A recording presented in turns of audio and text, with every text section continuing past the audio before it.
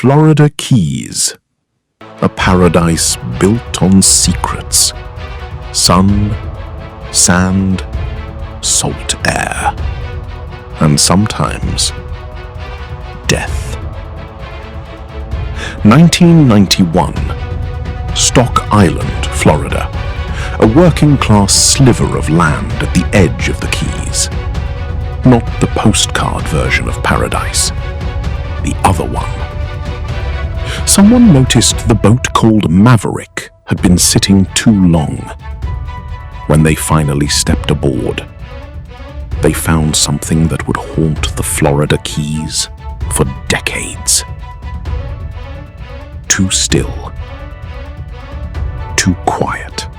When they finally stepped aboard, they found something that would haunt the Florida Keys for decades. MR.BONES, America's final frontier cold case. The Maverick was nobody's boat anymore. Derelict, abandoned, forgotten.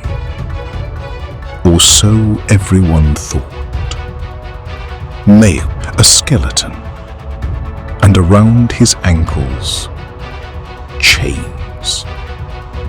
Not one chain, chains, bolted to the structure of the boat itself.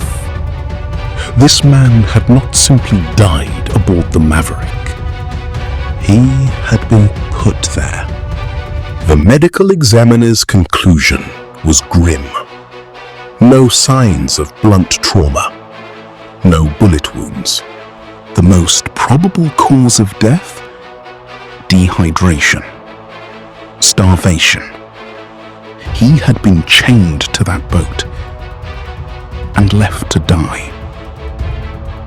Whoever did this didn't use a gun. They used time. No wallet, no ID, no keys, no clothing with labels, no personal belongings of any kind. Whoever put him there didn't just want him dead. They wanted him erased. Local detectives had almost nothing to work with. A boat with no clear owner, a skeleton with no name, and a county with no interest in asking too many questions. Investigators ran the boat's registration. Dead ends. They canvassed the marina. They talked to dock workers, fishermen, harbor masters. Nobody knew anything, or nobody was saying.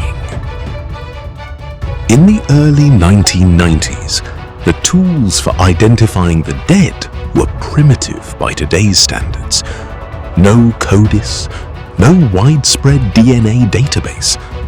Forensic dentistry was their best shot, but with no missing persons match, it led nowhere. Fingerprints were unusable. The remains had been there too long. The heat, the salt air, the humidity of the Keys, it stripped away every clean trace of identity. The case was assigned a name, but locals called him something else. MR.BONES. And just like that, a man became a mystery. The case went cold. Not because detectives stopped caring, but because in the Florida Keys in 1991, some doors were dangerous to knock on.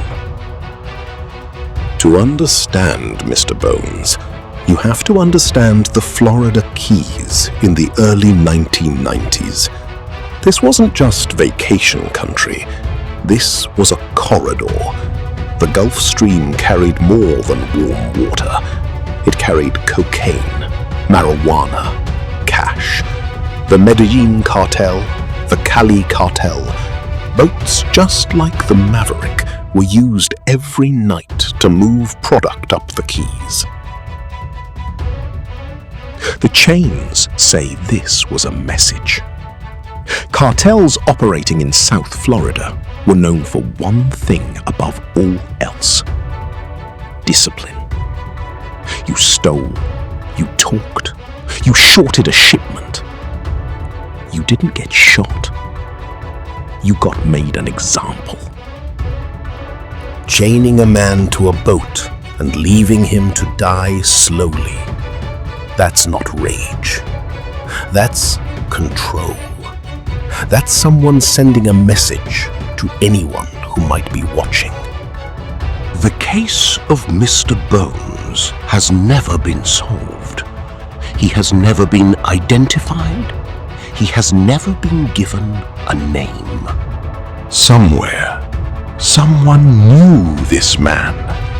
A mother, a brother, a friend.